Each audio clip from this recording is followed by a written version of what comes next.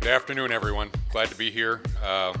My name is Mike Brummelkamp. I'm a principal with Olson Thielen CPAs here in town. We're really happy to support Club E. We're thankful that the younger Brimacombe founded the organization. We're happy to have his dad with us today so that there'll be no monkey business. Olson Thielen is one of the top Minnesota CPA firms. We love our clients. We love our team members. We're a firm that provides a lot of service and have a little fun while we're at it.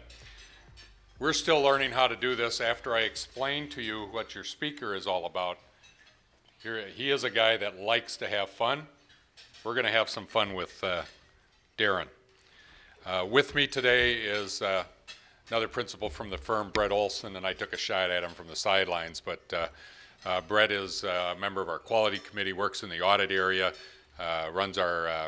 basically runs our SEC practice, and his primary responsibility is to keep Brummelkamp out of trouble whenever he leaves the office. It's my privilege to introduce my friend Darin Lynch from Irish Titan, who will be speaking to you today on Demystifying Digital. It obviously is not just demystifying technology, because we were having some technical difficulties when we got started, but I'm going to use my a line here about Darin, and then we'll talk about the serious stuff. Get a good look at Darin. Reflect on this. Homer Simpson with hair.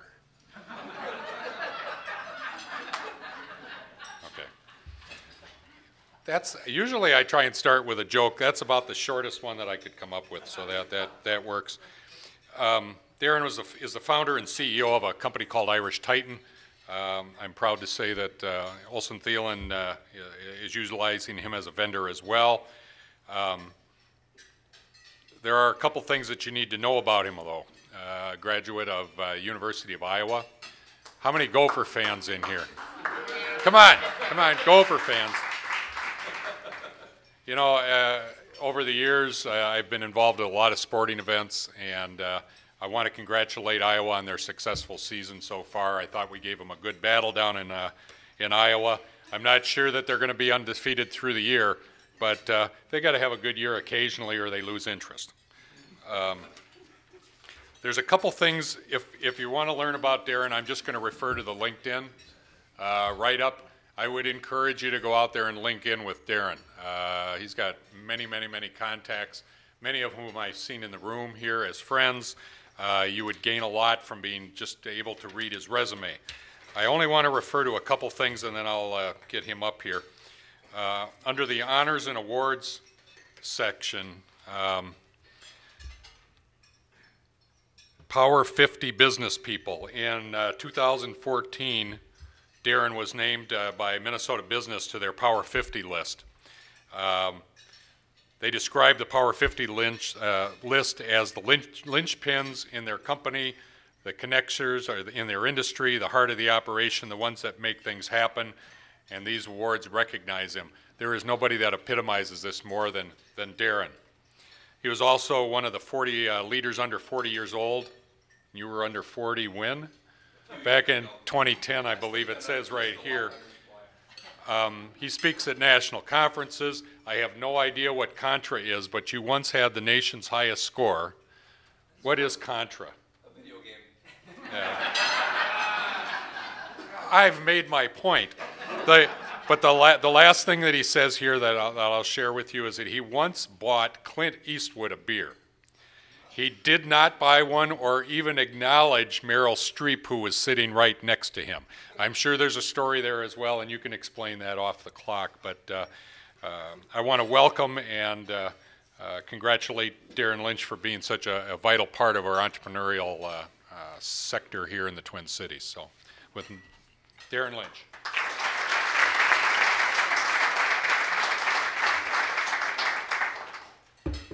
Is all of that on my LinkedIn? All of that is on your LinkedIn. There was more. I might want to update that. So thanks for the introduction, Mike. Thanks for having me, Rick and Chum. Where'd Chum go? Oh, right there. I got to look down a little bit. Thanks for having me. It's nice to be over here. I've never actually been to the University Club.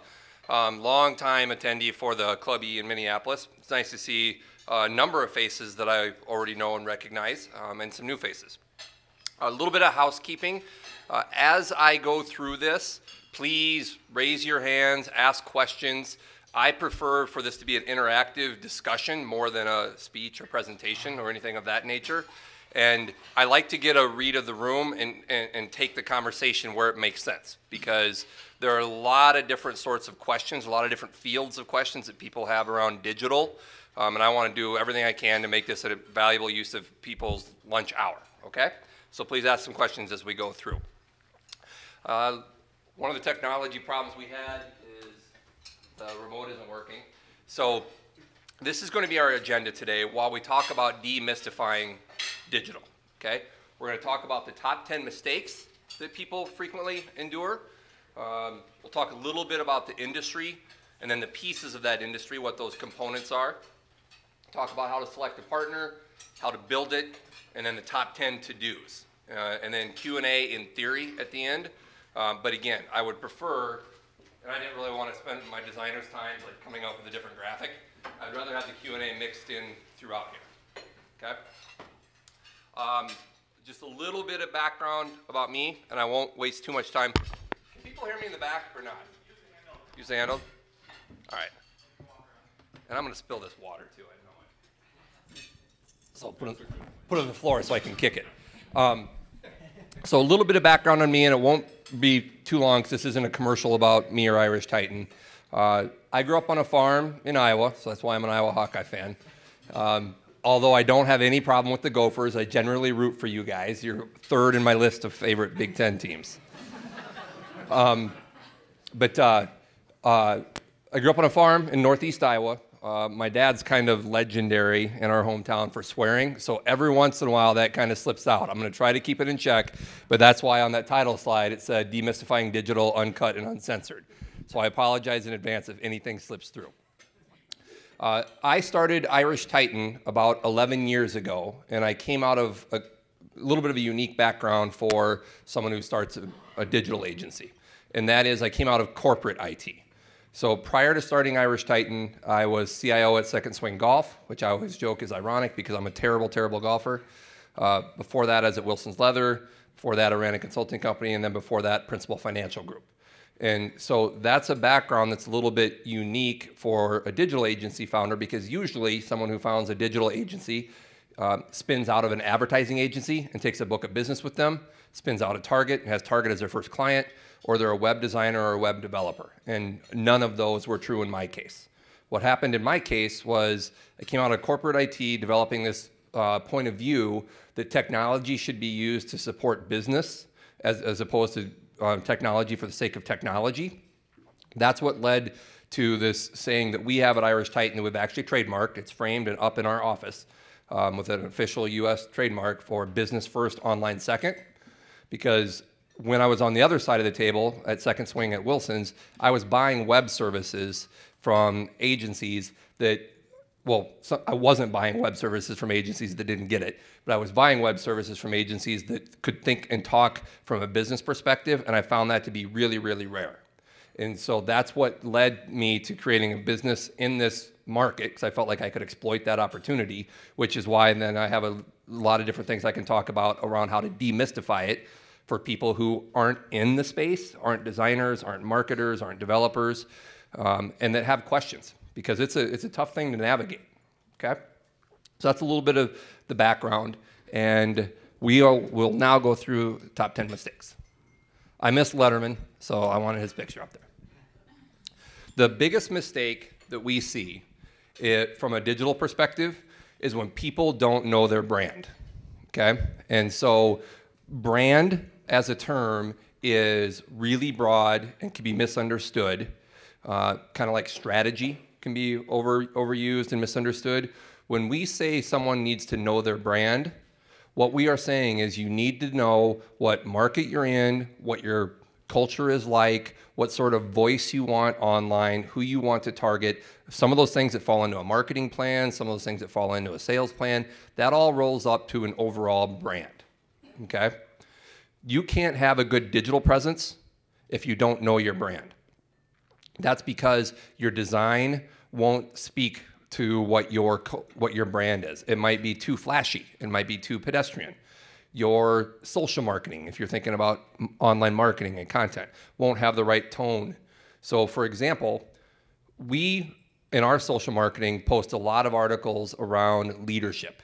That's something I've always cared a lot about. I was lucky enough to have great bosses who taught me a lot about leadership. And so we do a lot of social content pushing around leadership.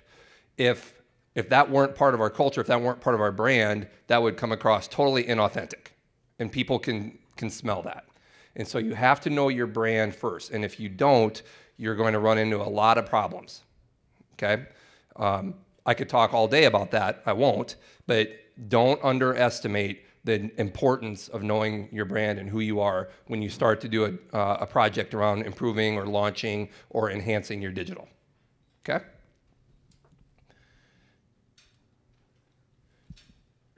Too fast, too little.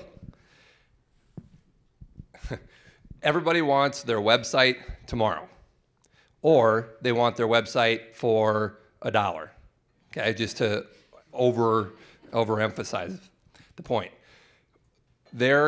One of the biggest challenges in our industry is how to estimate projects, and one of the biggest challenges on your side of the table is how to receive those estimates. Because here's one of my dad's sayings: you can't swing a dead cat without hitting fill in the blank. So you can't swing a dead cat without hitting somebody that builds websites. You don't need any college education. You don't need any certification. And we have attorneys and we have accountants in here.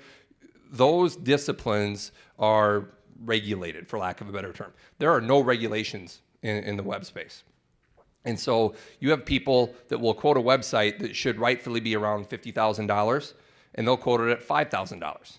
And you have other people that will quote it at $125,000. It can be this huge range of estimates that you get. And that then leads to all this distrust, which leads to people thinking, well, I had someone else tell me this is only going to be a $5,000 project.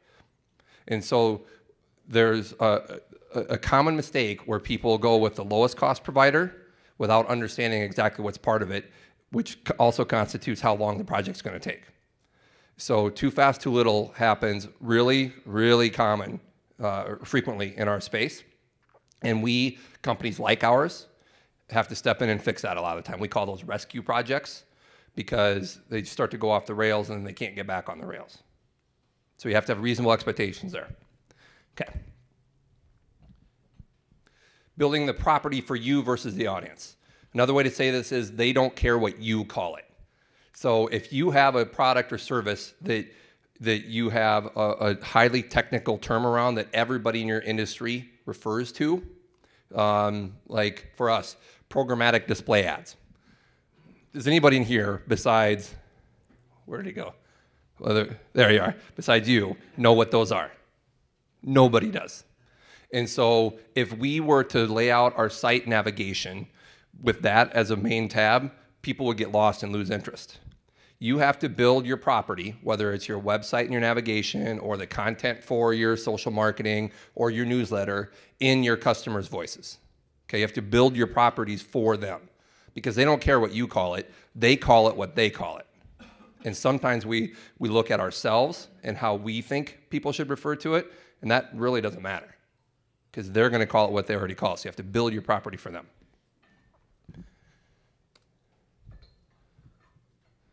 Similar point, creating content for keywords versus audiences. Keywords as a term is commonly misused because the definition and how of keywords and how they're used by Google has evolved over the years. Technically, specifically, they're not even used anymore, but that's a different story. But what you need to do is this one's web specific. Excuse me, when you create your website, you need to build a good website that's well written instead of worrying about the keywords for the search engines. Okay? Google has evolved to the point where it's almost like it's an English professor. And it's grading your site on how well your paper is written and what other people think of your paper, as opposed to being a mindless robot that grades your site highly because you have keyword stuffing, where you have a term over and over and over in your site to the point where it's not well written. We've probably all seen sites where, so for our example, digital agency in Minneapolis would be something that we would want to attract traffic for. We've all seen sites where you'll see in the body copy and in the About Us copy and welcome copy, digital agency in Minneapolis multiple times within one paragraph. That is keyword, that's content that's written for keywords instead of written for your audience, okay? So don't do that. Ignoring the journey after entering your property. So when people get to your site, what do you want them to do? There's very frequently clients, companies, prospects, people want to get people to their site. They focus on how much traffic they're attracting, but they don't give enough thought to what you want them to do after they get there. Do you want them to go download a white paper? Do you want them to sign up for an event? Do you want them to buy a product? Those journeys, that's the term that is common in our industry, those journeys are equally as important as getting people to your site. And so you can't lose sight of that. Once you get them there, you want them to do something, or else you wasted all that effort in getting them there. So you can't ignore that, and that's a common mistake. Yeah, Rick. What would be a good kind of rule of thumb as a ratio for somebody to take some action, whether it's to sign up for a newsletter or to go to an event, or what would be a conversion rate of people landing to them taking some sort of action? Good question. That can vary depending on what that action is that you want them to take. So a newsletter sign up, if you get 5% of people coming to your site signing up for a newsletter, generally, that can be an okay conversion rate.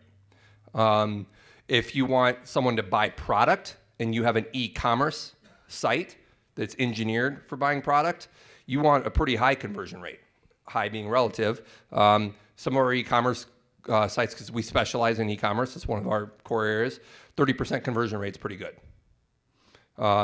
White paper downloads. We've probably all experienced where you go to a site, they ask you want to access some content and you have to sign up to download the white paper. That can vary from 5% to 75%, and it depends on how you measure it. Because if you're measuring it from the page that someone comes in on, the home page, only 5% of the people that come to the home page might actually do that. But if you measure it from the people who get to the page where they're exploring that content, that's where you want that to be a lot higher. Any other questions? Define the term white pages. White papers?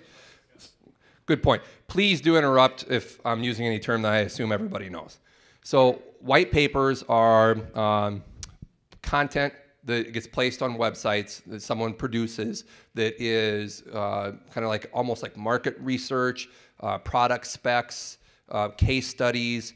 Those sorts of collateral are considered white papers and things of that nature. And so what you want to think about is if you have that sort of content that you can publish, you want to capture people's information before letting them see that, or at least you want to consider doing that. Some people want to allow their content to be downloaded just because they want to be real free with it. Other people, and generally what we recommend is that people, that websites, our clients' websites, gather, we want to make it real simple. So usually first name, last name, and an email address, and then people can access the content. Don't charge them for it. Don't make them sign or enter phone number, address, etc. Make it real simple. But then you capture some information that you can use for your sales and marketing efforts. So it's lead generation.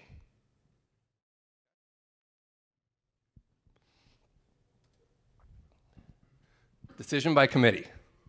This is especially prominent in design because in a web project, everybody's a web designer and everyone's a copywriter.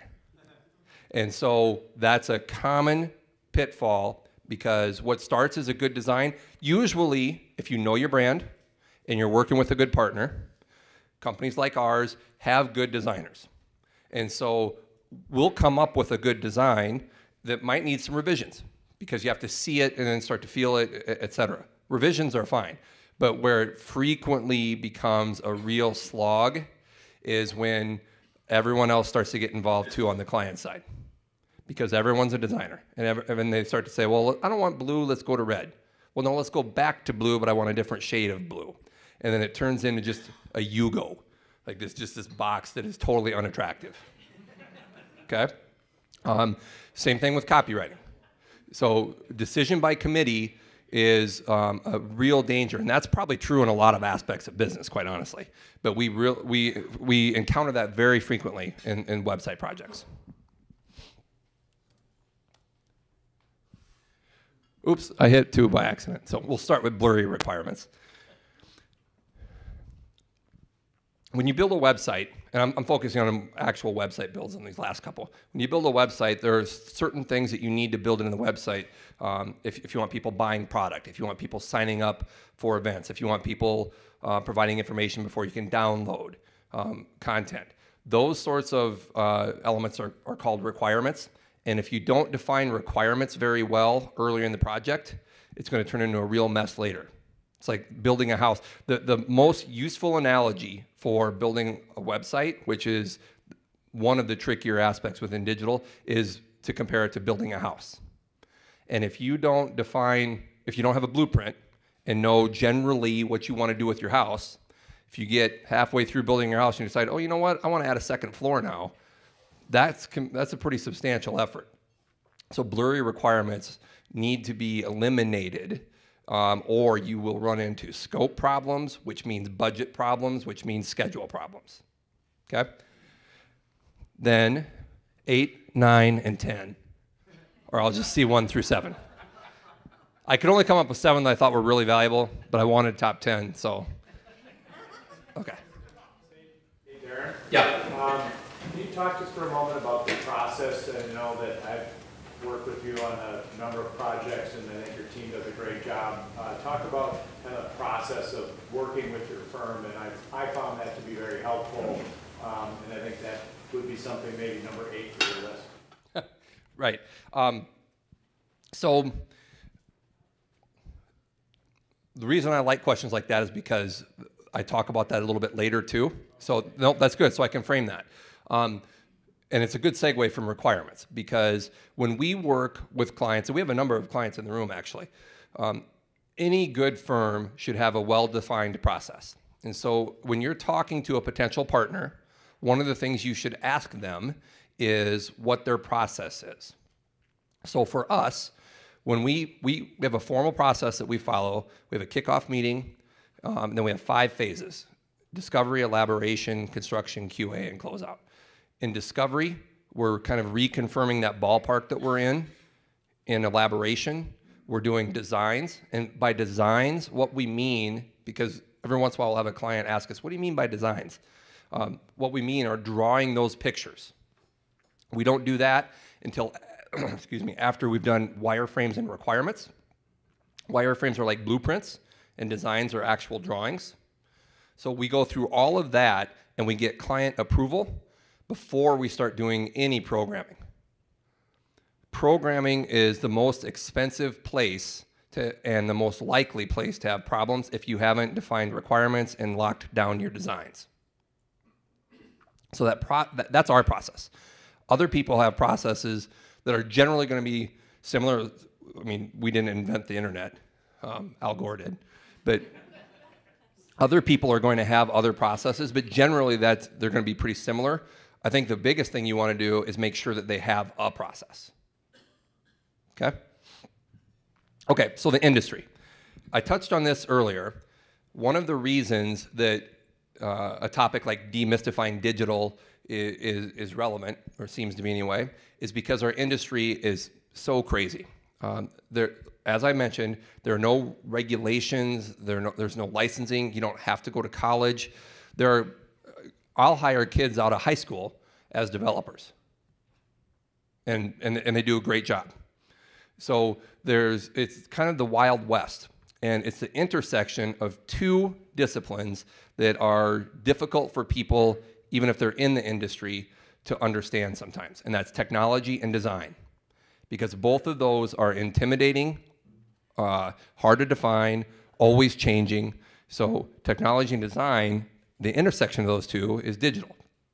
which makes it overwhelming, fast changing, difficult to understand, because there are no edges.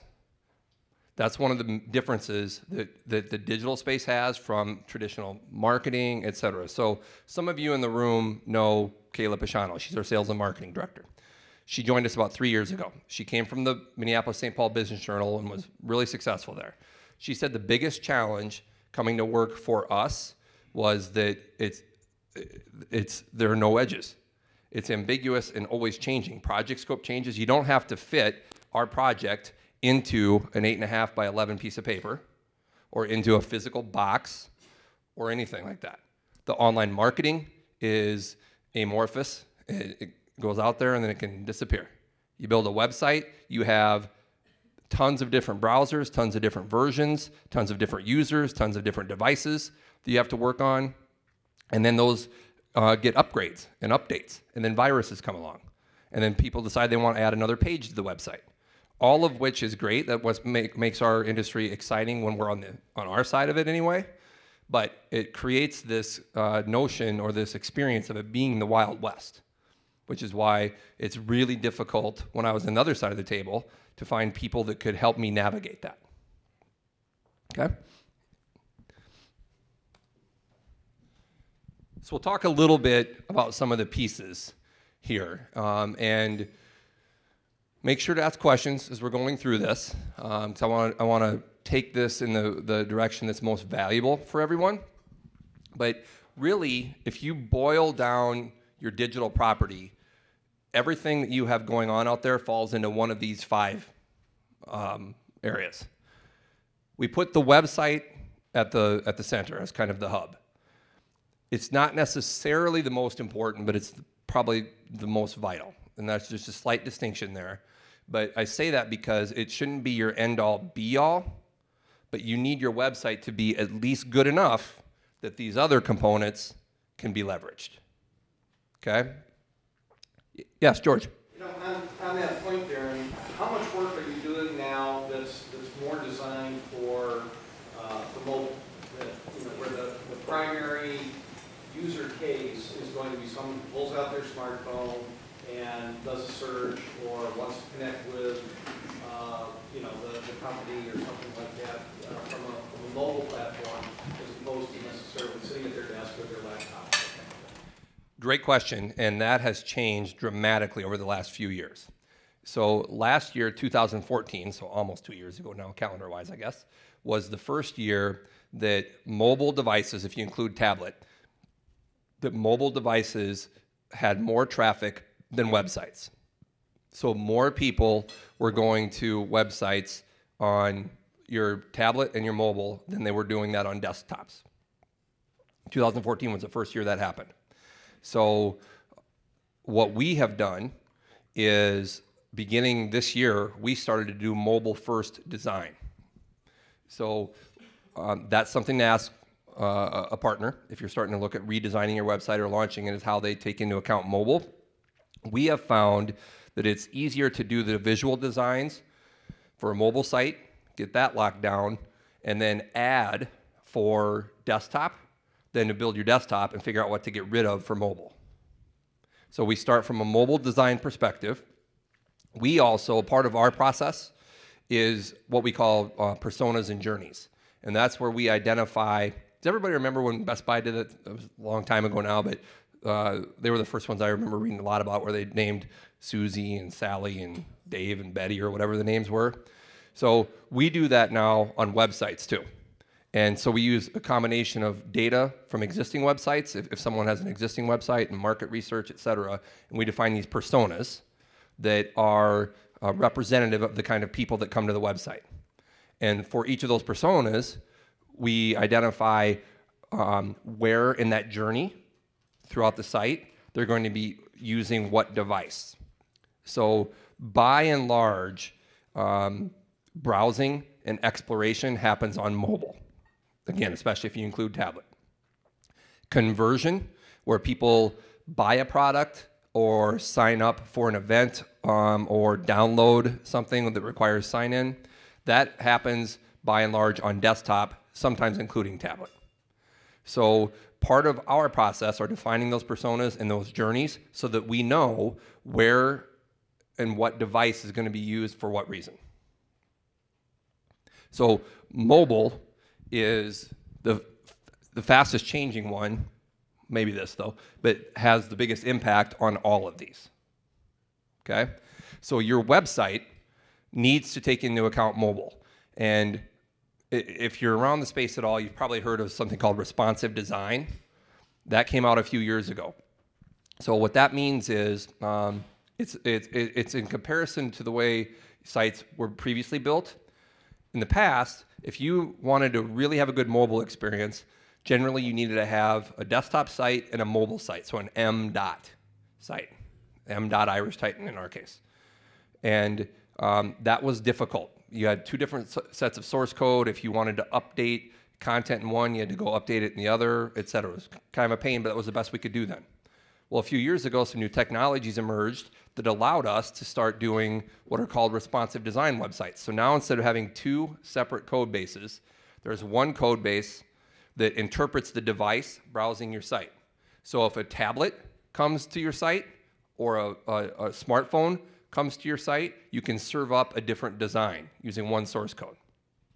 Google now rewards you for that.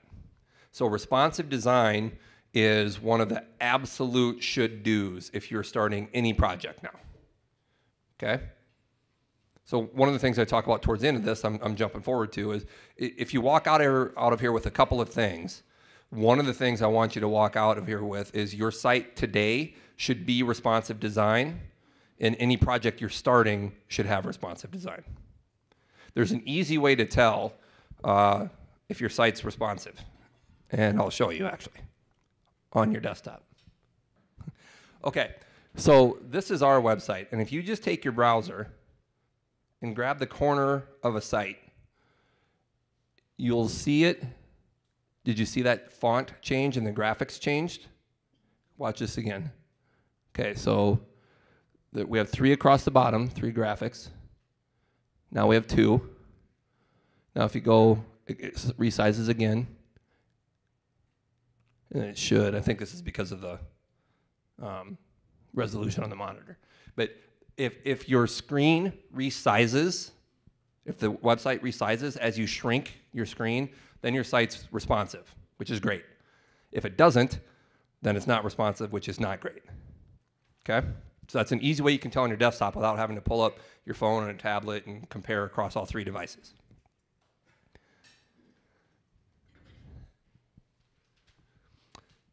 Let's see. Any other questions right now? Paul? In that model, where do apps fit? And I'm curious to find out what your opinion is on content-based apps. So we generally consider apps part of mobile. And then mobile can consist of native apps. That's the technical term for an app that you go to the iTunes store or the App Store to download. That's a native app. So we generally distinguish between native apps and web-based apps. My personal opinion is I'm not a huge fan of native apps. I use a few religiously. But most of our clients, over the 5-6 years that we've been dealing with apps, we have talked far more clients out of native apps than we have built.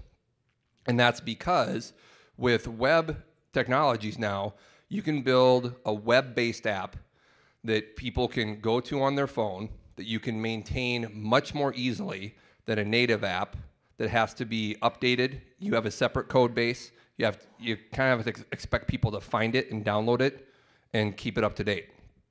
So most of the time when people say they want a native app or an app, as they would say, I'll push back and say, well, why? Because you generally don't have a good reason for it. The one reason that is really valid is if you want to do some advanced notifications, because I'm an Apple guy, so on an iPhone you can set notifications. So I can use this app called Sports that used to be Sportstacular, and I get an update every time I was in the red zone. And okay, so there were a lot of them on Saturday. But you can have advanced notifications. That's really valuable. Outside of that, I haven't really heard too many good reasons, a few here and there, to support actually investing in building a native app. Okay? How practically do web-based apps work? I mean, so they're not on your home screen, right? Like, how do people remember to go to them and actually use them and not click it? Well, you can, so with responsive design, you can trigger a prompt if people go to your site on their phone to add it to their home screen, so it creates a little shortcut. You can also change your website so that when people go to your website on their phone, whatever functionality you want, so for you guys it might be, what, submit a resume kind of thing or something? So you could change your navigation so that that is the most prominent navigation item on a smartphone. So you can still guide people to it through adjusting your navigation with responsive design. What we've found is when people download apps, they forget about them after a couple of weeks, mess around with it a little bit, et cetera, then they just stop using them. And the website traffic remains pretty consistent. Because apps are kind of a snack of the day, and people move on. Now, again, apps in certain cases make sense. If you really have some really advanced functionality, Amazon, for example. One of the reasons Amazon has a ton of conversion on the phone is because they have a great Amazon app that we've probably, many of us anyway, have probably used way too much to buy stuff just that, crosses our mind like that. They have a great app. That's one of the that's an argument for that. But those are usually few and far between when you think about the budget required to get there, because people can use their existing website technologies, add to that, and replicate that experience, usually at a much more cost-effective rate, and they can approximate the experience. Does that help? Yeah. I've used apps a lot for at conferences, and they're really great for scheduling and then finding out the speaker or downloading presentations. Yep. Nice and concise. But I've seen it where it's emailed to me and I can download, and then someone will bring me to a Google ad. Are those the two types of apps? Because one was just download and one was go to an app store. Yep, so that could be, and I'll agree. I've been to a couple of conferences this year that had great conference apps that were really, really good. So that might be a little niche where it makes a lot of sense. But that would be a good example of it, an app versus the web-based approach. Okay? Let's see. So, Chum, we're supposed to wrap up around 1, is that right? Okay. A couple of quick things. If you think about your site, a site can mean many different things. CMS stands for Content Management System. E-commerce, some people will ask, what's e-commerce really mean? All that really means is, are people purchasing something on your site? Then where it starts to get gray, and if you think about Venn diagrams, what that could mean simply is that they're purchasing access to an event. So the Club E website where people sign up to attend, you could argue that's e-commerce, okay? Now, is that the same kind of e-commerce as jcrew.com? No, but technically it's still e-commerce. Portals are usually private, where clients log in and see invoices and purchase history and things like that. This is more of a B2B sort of experience. And proprietary versus open source. We'll kind of skip over that today. One thing I'll mention though, I said one takeaway would be responsive design. Another takeaway, every website that you have today and in the future should have a CMS, a content management system. And what that means is that you can log in to your website as a normal person, not as a developer or designer, and update content. So when I first started Irish Titan, from day 0, we put a content management system in every website we ever did. That's really common now, but 11 years ago, that was far less common. And in my stupidity, I didn't really make a big marketing deal about that. I wish I would have, because I live in a bigger house right now. But it was really rare back then because companies in our space wanted clients to have to call them and pay them to change your address. Well, that's ridiculous. You shouldn't have to do that. So any website that you have today or that you're building should have a content management system. Okay, so an example of that, how that might work in practice, if you go to, for us, if we go to irishtitan.com/admin, you could actually see that. I'm not going to give you the user ID and password, but people can log in and update content. So when we hire people, one of our sales and marketing coordinators, she goes and adds people on the team. We don't have to have a developer do that. That's an absolute requirement that you should all remember on any future project, okay? Because it's much more scalable. George. So the content management systems are kind of behind the scenes. They're different types of content management systems. Talk a little, without getting into overly technical details, talk a little bit about that and maybe what some of the more common content management systems. Sure. So I would guess that a lot of people in the room have at least heard of WordPress. WordPress, Drupal, Expression Engine, Magento as an e-commerce platform. These are examples of content management systems, okay? All the ones I just mentioned actually are what are called open source, which means they're not proprietary. There's no license fee kind of for Magento, but different story. But those content management systems are all behind the scenes.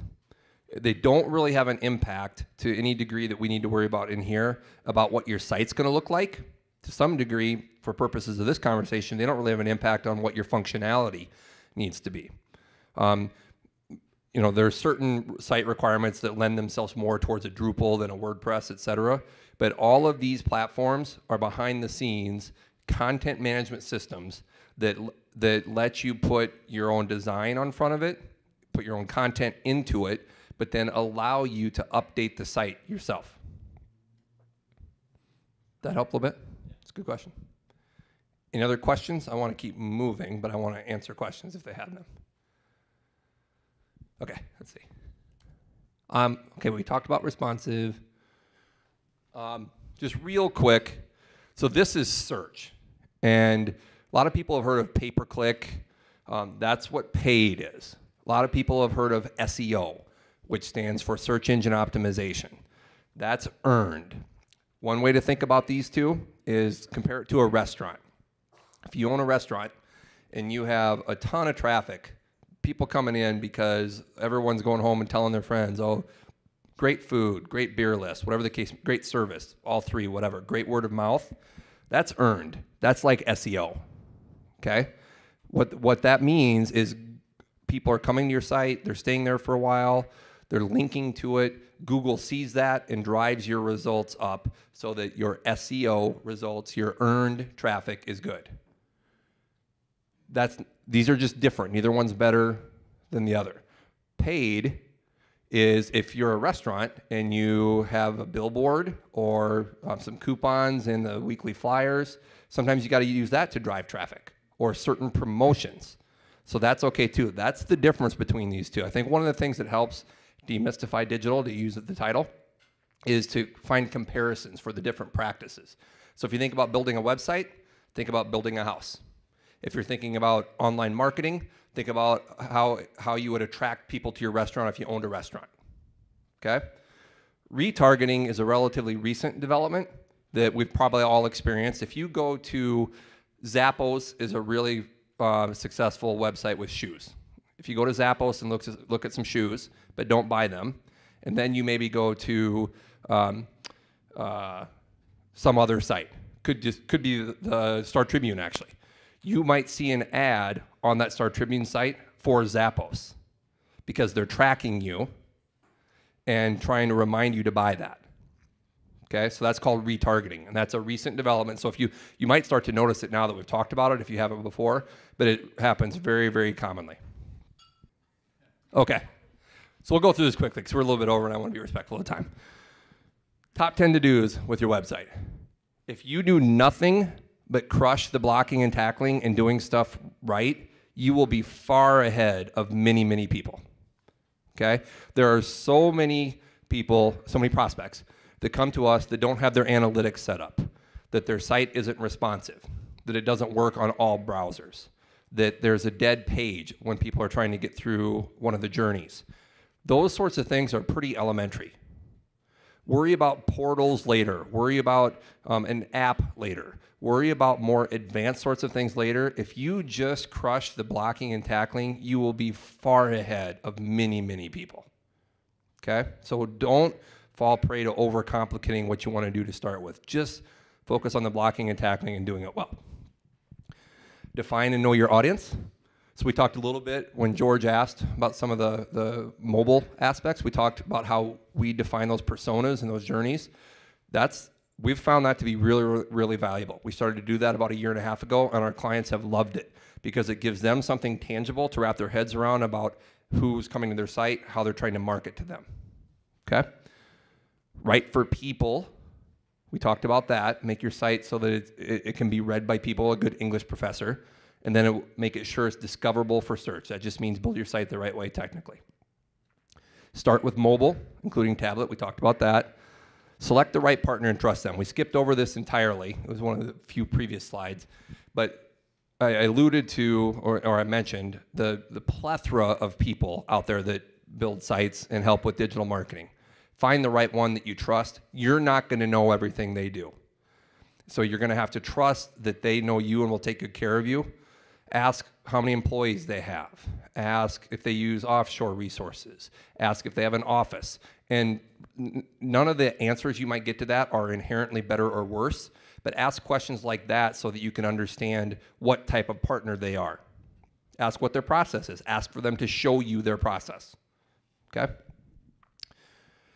Go frozen, which means let it go. My daughters made me do that. When you find that right partner, let them do their job. Don't be over their shoulder every day. Don't be asking them to justify everything they're doing. Now, again, they need to perform for you. It needs to be a two-way deal. So they need to be held accountable for delivering what you asked of them according to budget and schedule as that's defined and communicated. But trust them. Let it go. Trust them to do their job, and that generally will lead to them doing their job. It's kind of like a client. We have to trust our clients to get us the stuff that we need. And usually, in business and in life, people perform to the expectations you have of them. If you trust your partner to do what you're asking of them, generally they will. Okay? Rinse and repeat. Go through all of these on every project, and then see 1 through 7. So there I'll wrap up with that formally. Are there any questions to wrap up? And Chum, you can pop up here. So social marketing and social content, really what that is user-generated content. And so that has bled into almost every aspect of digital. If you go to Amazon, one of the reasons people visit Amazon the most is to look at reviews, even if they're not going to buy that product on Amazon. They'll go and look at reviews. Those reviews are user-generated content. So Amazon has a bunch of social marketing built into the site. Now, one of the things that is overwhelming with social is where to start and how often to keep up with it, et cetera.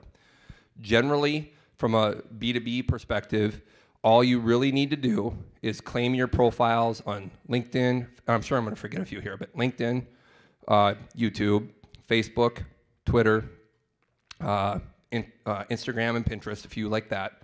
Claim those profiles so nobody else can get those. And then start to publish a little bit in there on a consistent basis, only if you know your brand. So if you're a subject matter expertise in your industry and you're publishing content about advanced manufacturing, that's great. If you're not a subject matter expertise about advanced manufacturing, don't post that kind of content. So know yourself and then post out there on a regular basis. One of the worst mistakes you can make, blogging's another thing. And we have one of the best bloggers on the planet in here, Paul Bott, so he can talk about this all day. But one of the worst mistakes you can do is blog 3 times. Once about work, once about vacation, once about your dog, and then you don't know what to blog about. And so the last blog you have is 1.5 years old. It's better to have not blogged at all than blog those 3 times. So that's something to keep in mind with your social content too. Anything else before Chum kicks me out? Okay, thanks for the time, everybody.